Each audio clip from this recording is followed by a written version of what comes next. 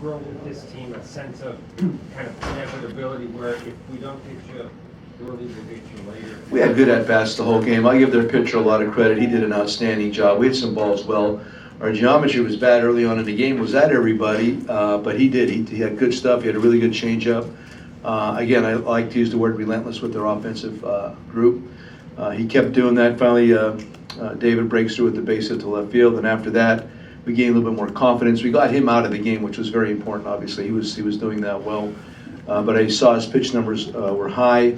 If you do the math, it was going to be hard for him to be able to throw a complete game, no-hitter, or just a complete game in general. So the point was to get to the next guy. We were able to do that, and things started to happen. Joe, we've seen Addison and his power come, but he's been taking some walks early on, which is also new to this game. Does that kind of go hand in hand? He's 22. Was he 22, 23 yet? Still 22. He's going to keep getting better. I've talked about that last year. A lot of our guys are looking at them right now, and they're Major League Baseball players, and they're going to be critiqued very highly. But understand he's going to keep getting better. We just wait to see what he looks like when he's 25. To be able to take a walk, to be able to power a ball into the left field stands, and the bottom of the 8th inning, down by a couple runs, and put you on top. I mean, he's going to do all that. He's going to keep getting better. His whole game's going to keep improving because he's strong and he cares and he works really hard. So just appreciate the fact that he's only 22 and what he's doing right now. What do you think of Lester? Johnny, I had really good stuff. The bottom of the batting order hurt him. Their pitcher hurt him, and Billy Hamilton is, I think, he's like probably 10 for 9 against the guy right now. He just doesn't get him out. So he hits a homer. Finnegan hits a double.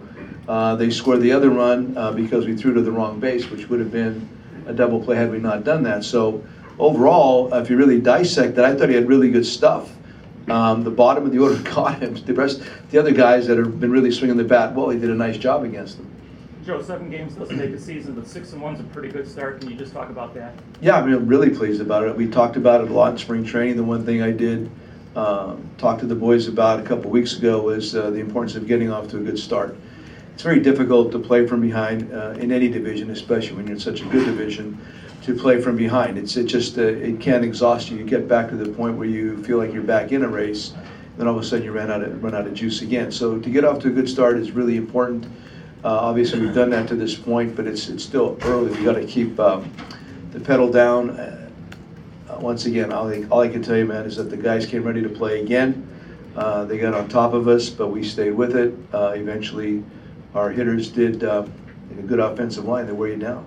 Can you take us through the emotions of being no hit, and then the very next inning you're up by 2? Well, I get no hit quite often.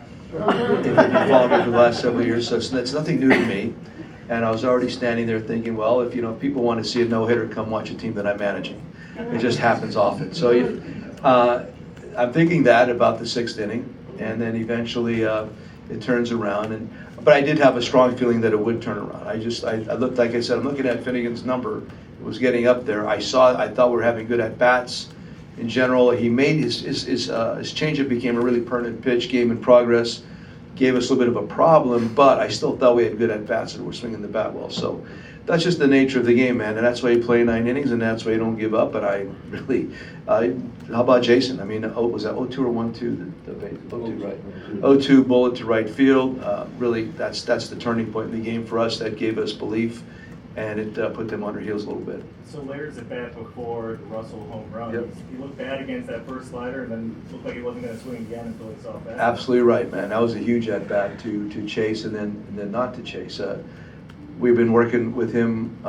Johnny has and Ski has, and working very diligently regarding him to get him to not do those things. We're trying to get all our guys to, but he's the one guy when he's patient, man, and when he's not going to bite, and they got to come over the plate. That's when he gets very destructive. So I thought it was fabulous. I made sure I went in and said something to him after the inning was over. He was on the bench.